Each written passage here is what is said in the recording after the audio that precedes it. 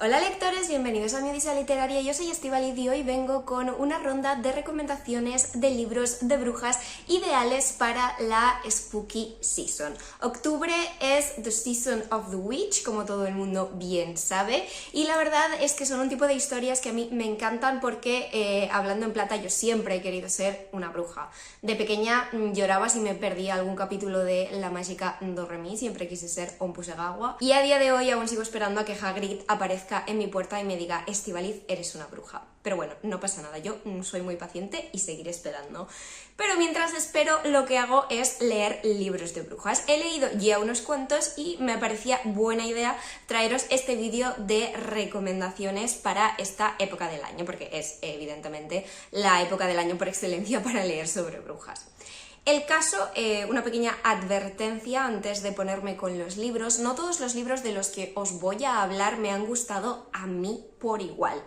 Pero ya sabéis que yo planteo este tipo de vídeos como una forma de dar a conocer esos libros, porque es que sinceramente que a mí no me hayan entusiasmado no significa absolutamente nada. Son historias que creo que al resto de gente sí que podrían gustaros. Y de hecho, alguno de los que menos me han gustado de la lista que traigo aquí es uno que en Instagram sobre todo ha arrasado y que gustó a muchísima gente. Así que yo por eso os los traigo. Sí que os voy a especificar aquellos que a mí particularmente quizá me han gustado un poquito menos, pero nada, yo creo que al final he juntado una buena lista de historias de brujas y espero que encontréis alguna que os llame la atención. Si queréis recomendarme alguna otra, por favor, abajo en comentarios, porque siempre estoy buscando también más historias de brujas y quién sabe, quizá podría hacer de este vídeo una serie en el canal cada año ir recomendando libros nuevos de brujas, pero para eso tengo que leerlos y necesito que me deis recomendaciones. Que ya tengo planeado leer varios de brujas este año. Si queréis saber cuáles podéis ir a ver mi vídeo de la TBR para este otoño,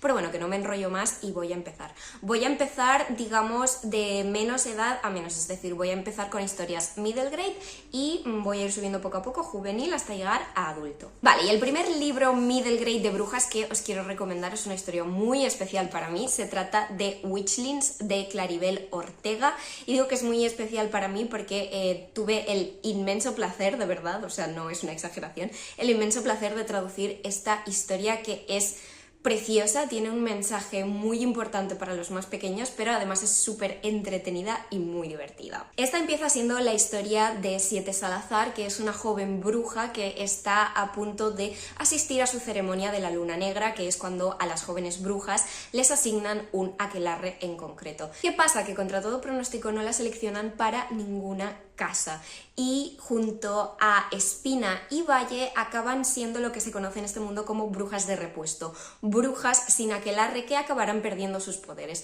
Su única opción es invocar la tarea imposible. Si la superan podrán conservar todos sus poderes, pero si no, bueno, digamos que los últimos que no consiguieron superar la tarea imposible acabaron convertidos en sapos para siempre. De verdad que es una historia muy muy bonita, es el inicio de una, creo que trilogía por el momento, aunque el tercero todavía no se ha publicado en inglés. No obstante, este primero se puede leer de forma bastante autoconclusiva y de verdad que creo que es una historia muy bonita y que merece que se le dé una oportunidad. La autora ha intentado crear un nuevo mundo de brujas y brujos para una nueva generación y ha intentado hacer que este mundo sea lo más inclusivo posible también. A continuación, un libro que está clasificado como middle grade, pero yo siento ciertas reticencias a clasificarlo de esa forma. Se trata de La niña que bebió luz de luna de Kelly Barnhill. El caso es que, como os digo, se trata de una historia en principio middle grade, pero me parece que está narrada de una forma con la que quizá los niños más pequeños no lleguen a conectar. Es una narración muy lírica, muy bonita, sí, pero también pausada, y por eso mismo creo que quizá para lectores un poquito más avanzados vaya mejor que para lectores middle grade. Para que os hagáis una idea del tono de la historia, os voy a leer la sinopsis porque la forma en la que está redactada me parece que ya comunica bastante bien ese tono que tiene la historia. Esta es la historia de una niña que nació sin magia y se convirtió en una persona extraordinaria. La historia de una bruja con un gran corazón y una misión imprevista. La de un monstruo del pantano sabio y poeta, y la de un minúsculo dragón que espera crecer algún día. Unidos salvarán su mundo de la infelicidad y la tristeza. Esta es la historia de seres mágicos que se comportan como personas corrientes y la de personas corrientes que se convierten en seres mágicos. Como veis, es muy lírico, muy estudio Ghibli.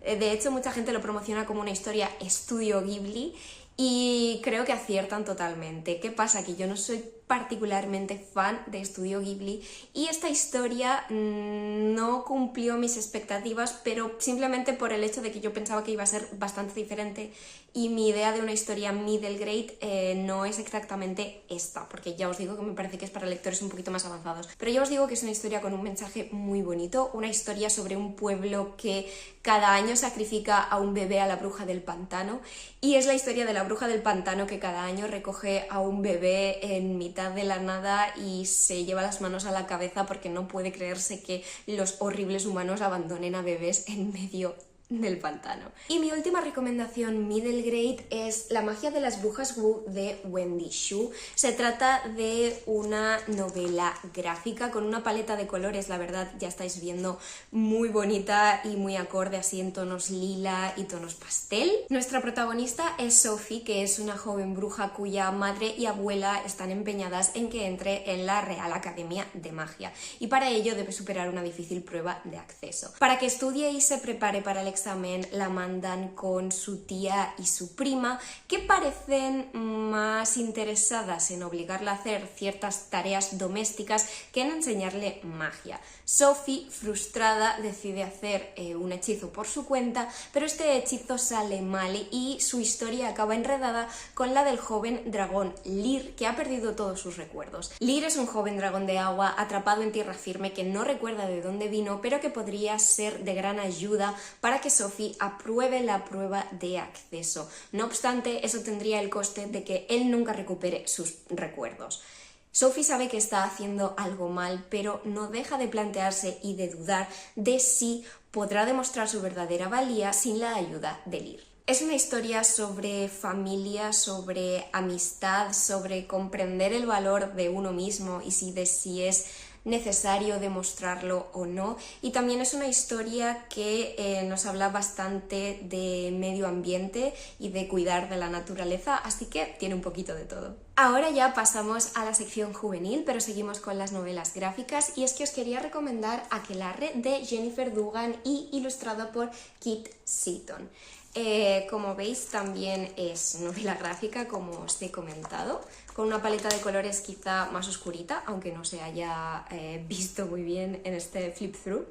El caso es que es la historia de MC, que está muy contenta viviendo en la soleada California y no le interesa mucho el linaje mágico de su familia. Pero cuando varios miembros de su aquelarre son asesinados al otro lado del país, ella y su familia se mudan de vuelta al norte del estado de Nueva York. Allí MC descubre que siempre es más fuerte con su aquelarre, hace nuevos amigos, pero para intentar recuperar lo que ha perdido la gente, empiezan a hacer experimentos con un tipo de magia que se les puede ir de las manos muy rápido. Es una historia sobre encajar, sobre nuevas amistades, sobre el lugar al que perteneces, o más bien la gente con la que perteneces, ¿no? La gente que es hogar.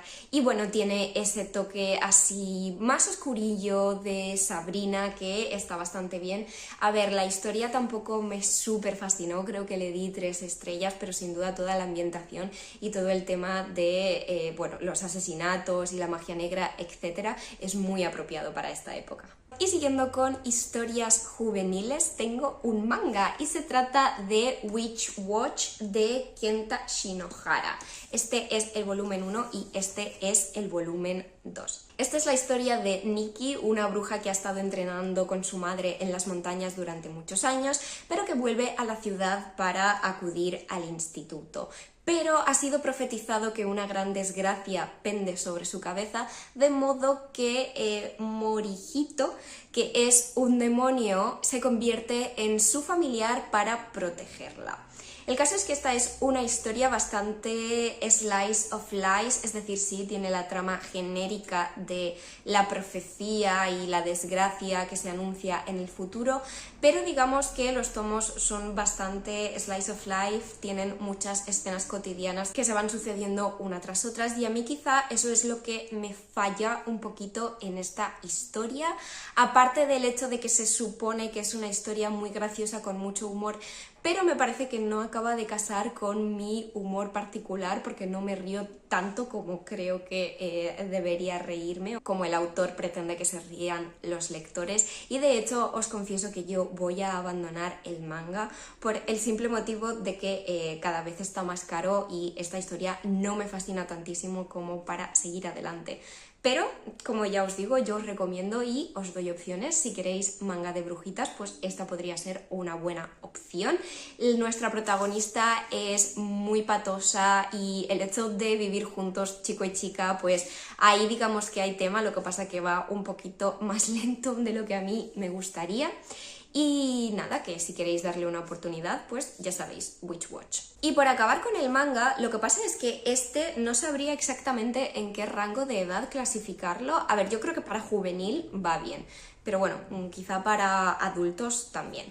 Se trata de La brujita oficinista de Maka Mochida, volumen 1 y volumen 2. En principio la historia estaba ya acabada aquí, pero me parece que ha tenido tanto éxito, que Maka Mochida ha anunciado que habrá un tercer volumen. No obstante, como estaba planeado que solo fueran 2, la historia queda cerrada aquí, de modo que ya tenéis estos 2 volúmenes en español. No sabemos aún si el tercero lo traducirán, pero ya os digo, si os interesa la historia, pues con estos 2 queda bastante cerrados y a estos 2 podéis acceder ya fácilmente. Y debo decir que estos 2 mangas me encantaron. Es la historia de Shizuka, que es una bruja que trabaja de oficinista, y Misono, que es uno de sus compañeros de trabajo, que es el único que la trata con cierta bondad, con cierta amabilidad, y que no se aprovecha de sus poderes mágicos para que ella haga todo el trabajo de la oficina. Es una historia sobre superar relaciones tóxicas, sobre nuevas relaciones, pero también sobre aprender a poner límites. Es una historia muy bonita, muy sana y sinceramente a mí me gustó muchísimo. Siguiendo con las historias juveniles, os quería recomendar The Babysitter's Coven de Kate Williams. Es un libro que solo está en inglés, no está traducido por el momento, pero es un libro que si os gustan las pelis de Halloween de Disney Channel, las clásicas, puede ser totalmente para vosotros. El caso es que es la historia de una chica que tiene un club de niñeras y de Cassandra, que es la nueva chica de la ciudad y que parece desesperada y dispuesta a hacer cualquier cosa para entrar en dicho club, a pesar de que es algo que podría parecer no demasiado guay, pero Cassandra tiene una buena motivación, y es que su madre antes de morir le dijo que encontrará al club de las niñeras. De modo que Cassandra y el resto de niñeras van a descubrir que ser niñeras en realidad es una responsabilidad aún mayor de lo que pensaban, y que su tarea principal es proteger a los inocentes antes de que los padres vuelvan a casa. Es la primera parte de una, me parece que trilogía. Yo no he leído los 2 siguientes, aunque no lo descarto, pero ya os digo, es totalmente como una película Disney Channel en formato libro. A continuación tenemos Estas brujas no arden de Isabel Sterling, que es la primera parte de una, me parece que bilogía. No estoy completamente segura de si la segunda parte se ha traducido ya al español, aunque diría que sí. Es una historia ambientada en Salem y nuestra protagonista es una bruja que además trabaja en una tienda que vende artículos brujeriles, principalmente para bromas o decoración, etc. Pero ella es una bruja de verdad. El caso es que durante la fiesta de fin de curso de su instituto se lleva a cabo un rito de magia negra que hace sospechar a nuestra protagonista de que hay una bruja de sangre suelta que ha ido a destruir a su aquelarre, de modo que ella y su exnovia van a tener que unir fuerzas para descubrir qué está pasando. Según lo recuerdo es juvenil también, pero ya un poquito más complejo que el anterior de The Babysitter's Coven. Seguimos con las historias juveniles con Royalty Witches, la esencia de la aurora, de Alena Pons e ilustrado por Laia López. Es una historia ambientada en el mundo de Taika, donde los tronos no se heredan, sino que se ganan. Y es la historia de 4 jóvenes brujas que se presentan a la competición de la Liga de de la corona para poder acabar reinando sobre sus respectivos países. Son 4 chicas que tienen muy poquito en común, pero que van a tener que aunar fuerzas si quieren ganar esa competición, porque además tienen muchos rivales que quieren verlas caer. Las cosas se complican además cuando a su equipo se une Shin, que es un brujo que practica la magia indómita, muy diferente a la que practican ellas. El caso es que me parece una premisa muy potente y el mundo que se ha creado en esta historia me pareció fascinante, pero lo que es la narración no encajó para nada conmigo, no conseguí conectar, me parecía todo el rato que yo era una espectadora como muy lejana, que estaba viendo toda la historia desde lejos, porque no conseguí meterme realmente en la historia y me da muchísima pena, porque ya os digo que me parece que los conceptos y las ideas de base me encantan. Sí que creo que quizá habría sido mejor que fuera una novela gráfica en su totalidad, creo que habría sido bastante potente de esa forma, porque además es que, no sé si seguís a Laia López en redes, pero su arte me parece una auténtica maravilla, es decir, sus dibujos, sus ilustraciones, de verdad que es que tiene un talento, aparte de todo el trabajo duro que le mete, pero que es que es brutal. Pero nada, a pesar de que, ya os digo, yo no conseguí conectar con la historia, sí que hay mucha gente que adoró esta primera parte y o está a punto de publicarse o se ha publicado ya la segunda, así que si os llama la atención ya sabéis. Seguimos con Brujas y Nigromantes, Hermandad de Raquel Brune. Es la primera parte de una trilogía que, si bien está publicada ya al completo, es cierto que está descatalogada. No obstante, os la recomiendo porque a lo mejor la encontráis de segunda mano, y si no, la autora ha dado pistas en sus redes sociales de que lo más probable es que se vaya a reeditar y que vuelva a estar disponible dentro de poco, así que por si queréis irlo fichando y comprarla en un futuro. El caso es que esta historia nos presenta la premisa de que brujas y nigromantes existen en la sociedad actual de hoy en día y han llegado a un pacto para mantener la paz entre las dos facciones. Y tenemos a Sabele, que es una joven bruja que se está preparando para presentarse a los exámenes de aprendiz de la dama. No obstante, la noche de la elección todo salta por los aires, la paz entre brujas y nigromantes acaba hecha pedazos y Sabele y sus amigos empiezan a presenciar muertes en ambos bandos y además, mientras brujas y nigromantes se preparan para la batalla definitiva, un poder sin igual aguarda a ser invocado para alzarse de entre las sombras. Reconozco que esta es una trilogía que para mí particularmente fue de más a menos. Este primer libro me gustó mucho la forma de escribir de Raquel. Es fresca pero muy bonita y realmente sí que me llegó, y los personajes, bueno, Luke Fonseca se ganó totalmente mi corazón, pero sí que es verdad que para mí la trama cojea un poco más en los 2 libros siguientes. No obstante, es una historia muy entretenida y, oye, talento nacional, que también es bueno hablar de él. Seguimos con una historia de otra autora nacional y se trata de El Vals de la Bruja de Belén Martínez. Este es el libro que os comentaba al principio del vídeo, que arrasó en redes sociales, aunque a mí se me quedó quizá un pelín cortito. Más que nada me costó mucho meterme en la historia porque me parece que le falta una buena corrección a la historia.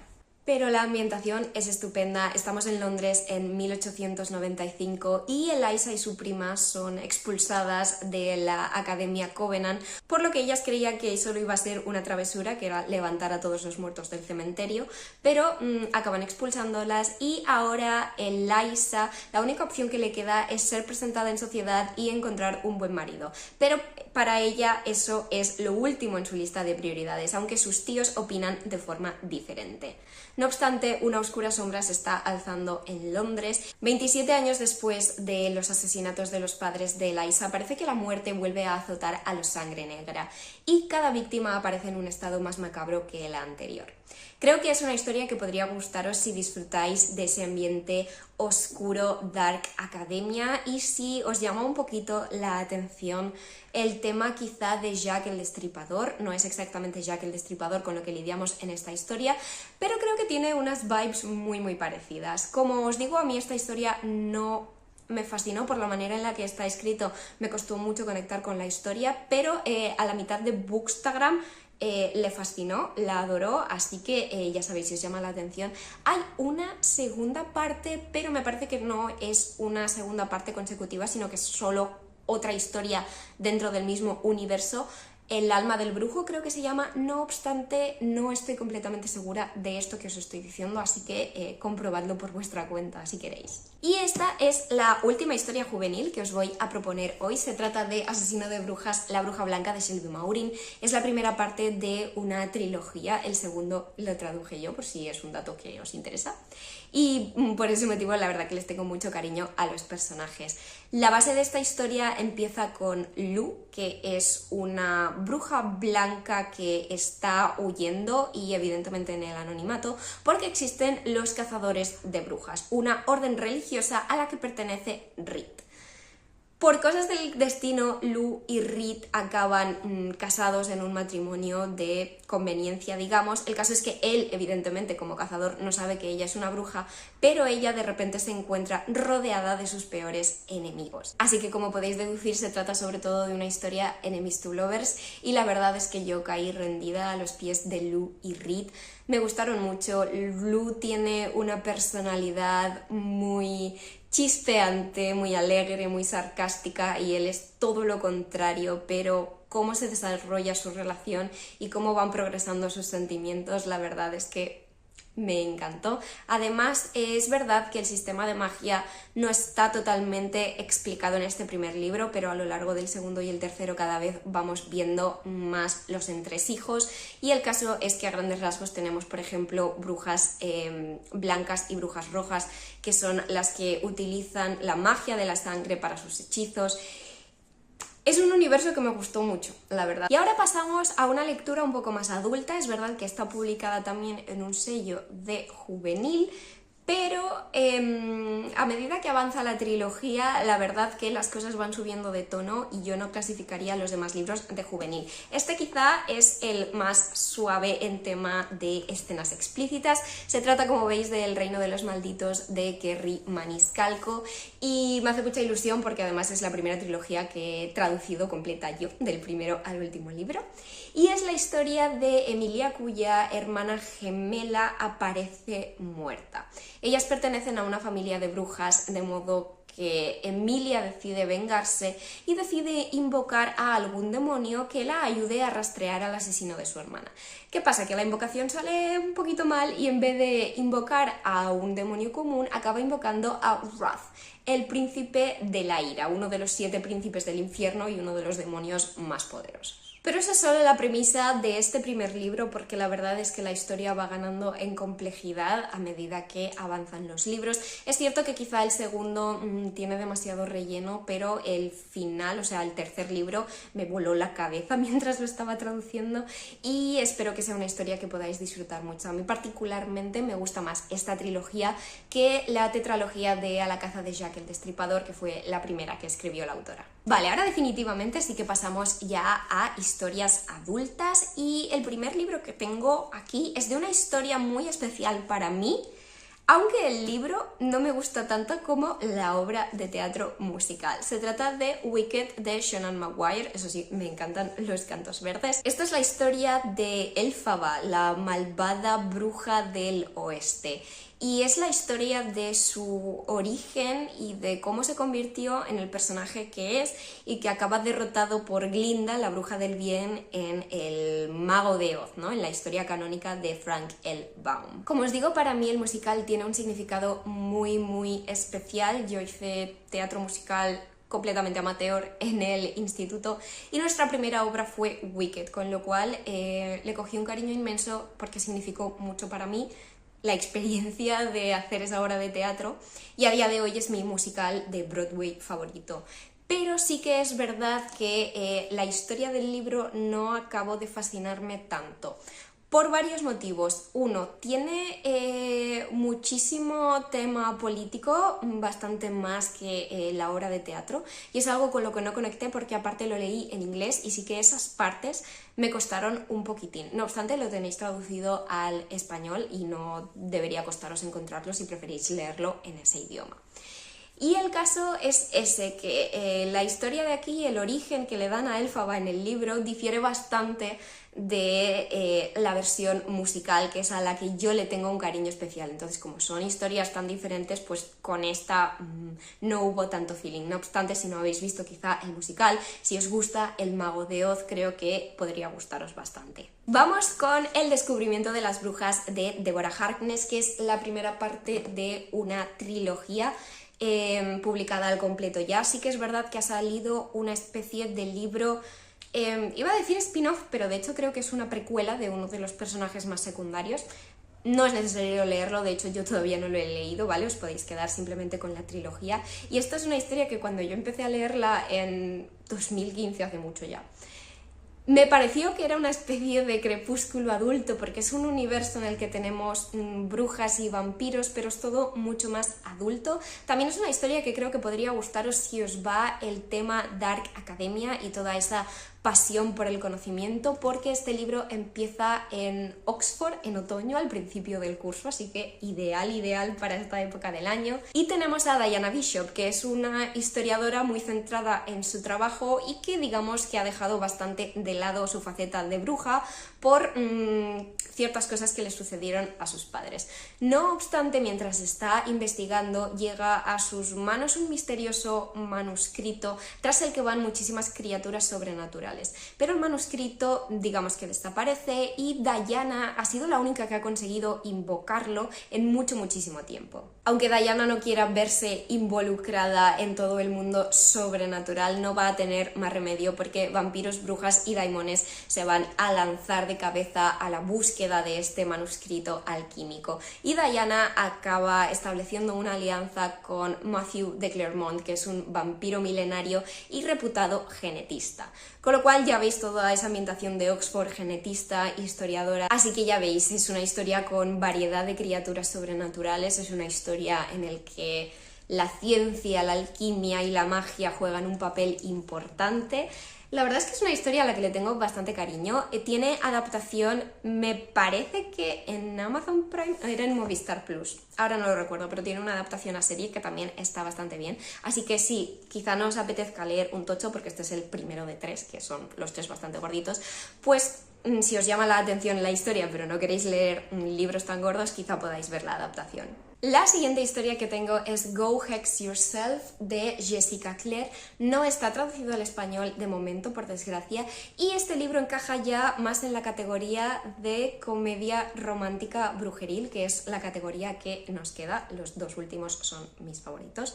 El caso es que esta es la historia de Reggie Johnson, que es una mujer, aunque Reggie a mí me parece el nombre de hombre, pero se trata de una mujer que solicita un puesto de trabajo para lo que ella cree que es su juego de cartas favorito, pero en realidad está solicitando el puesto de, ¿cómo se llama?, de familiar de una bruja de verdad. Ella al principio no se lo acaba de creer, cree que simplemente es la ayudante de una anciana que está un poco loca y se cree bruja.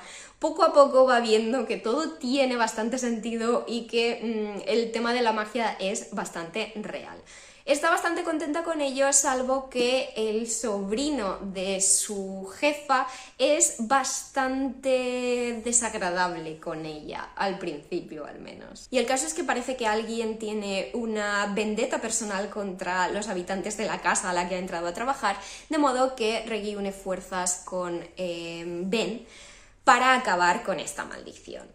Confieso que esta es una historia a la que yo le tenía muchísimas ganas, porque lo de las comedias románticas brujeriles es totalmente mi rollo, pero no acabó de convencerme del todo. Me pareció que quizá faltaba un poquito de química entre los protagonistas. La trama podía haber sido también un poquito más compleja y un pelín menos predecible. No obstante, tengo que deciros que leí este libro en lectura conjunta con mi hermana y a ella le encantó, creo que le puso 5 estrellas y si no, prácticamente 5. Así que ya veis, despierta opiniones dispares y diferentes, porque todos somos lectores diferentes. También puede que influyera el hecho de que yo leí este libro prácticamente del tirón el fin de que estuve encerrada en casa con COVID por primera vez y me fastidió los planes del finde, así que yo no estaba de muy buen humor, tampoco me encontraba bien y puede que eso influyera en mi disfrute de la historia.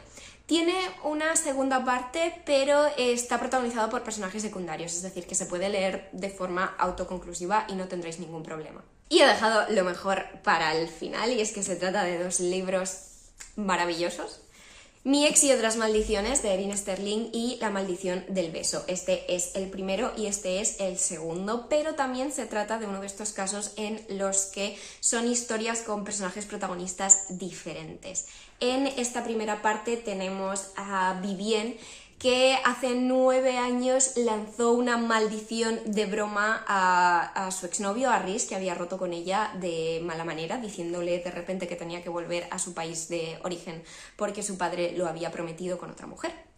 Y el caso es que ella se emborracha y eso, le lanza lo que cree que es una maldición de mentirijillas. No obstante, 8 o 9 años después, cuando Rhys vuelve al pueblo, empiezan a suceder una serie de acontecimientos que les hacen pensar a ambos que quizá la maldición no fue tan de mentirijillas como ya se pensaba, es decir, no fue una broma, sino que realmente hizo magia de verdad y ahora su exnovio está maldito y tienen que solucionar lo que está pasando porque el pueblo se está yendo un poquito al garete. Es una historia que, si me seguís en redes desde el año pasado, sabréis que me fascinó, me sorprendió muchísimo lo que me gustó, no esperaba disfrutarlo tantísimo. Es una historia, eso sí, no para tomársela muy en serio, ¿vale? Según la propia autora, es como Hocus Pocus, el retorno de las brujas, pero más 18, con escenas explícitas y adultas. Pero no sé, yo lo disfruté muchísimo, me reí, la ambientación de un pueblecito pequeño me encantó, porque me recordaba también un poco al rollo Chicas Gilmore, y las interacciones entre Vivienne y Rhys, su relación, me gustó muchísimo. Así que estuve encantada a principios de este año cuando se publicó por fin La maldición del beso, que es la segunda parte dentro de este universo, pero que está protagonizado por Wyn, que es la prima de Vivi del primer libro, y por Wells, que es el hermano de Rhys del primer libro.